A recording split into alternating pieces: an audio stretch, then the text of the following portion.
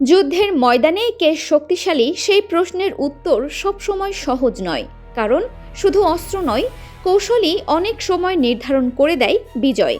আর সেই কৌশলের খেলায় এখন স্পষ্টতই এক ধাপ এগিয়ে আছে ইরান। সামরিক শক্তির দিক থেকে যুক্তরাষ্ট্র ইরানের চেয়ে বহু গুণ এগিয়ে, কিন্তু বাস্তবতা হলো এই যুদ্ধ আমেরিকা দ্রুত শেষ করতে পারছে না। কারণটা সহজ, ইরান সরাসরি শক্তির লড়াইয়ে না গিয়ে খেলছে সম্পূর্ণ ভিন্ন এক খেলা। আর সেই খেলার কেন্দ্রে রয়েছে হরমুজ প্রণালী। বিশ্বের প্রায় 20% তেল এই সংকীর্ণ জলপথ দিয়ে পরিবাহিত হয়। ইরান বারবার দেখিয়ে দিয়েছে, চাইলেই তারা এই পথ আংশিক বা পুরোপুরি অচল করে দিতে পারে।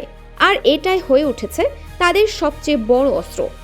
একটি মাত্র জলপথ বন্ধ হয়ে গেলে কি হয়? তেলের দাম হু হু করে বাড়ে, বিশ্ববাজারে অস্থিরতা ছড়িয়ে পড়ে, অর্থনীতির চাপে পড়ে। ঠিক এই জায়গাতেই আটকে যাচ্ছে যুক্তরাষ্ট্র।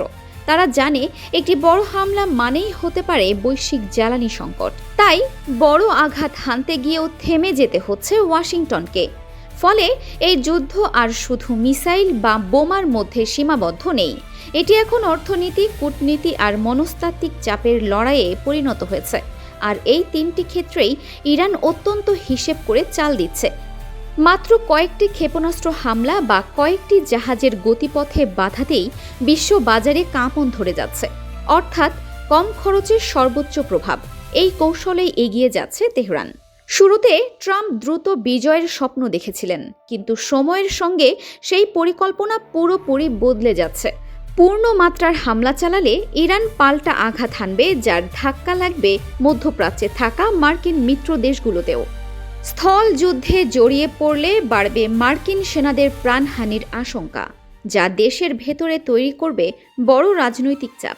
সময় যত গড়াচ্ছে, তেলের দাম বাড়ছে, বাজার অস্থির হচ্ছে, মিত্র দেশগুলো উদ্বিগ্ন হয়ে উঠছে। সব মিলিয়ে পরিস্থিতি জটিল থেকে আরও জটিল হচ্ছে। অন্যদিকে ইরান জানে, সরাসরি আমেরিকাকে হারাতে না পারলেও যুদ্ধ দীর্ঘায়িত করেই নিজেদের অবস্থান শক্ত করা যায়। তারা বুঝে গেছে এই লড়াইয়ে সময় সবচেয়ে বড় অস্ত্র।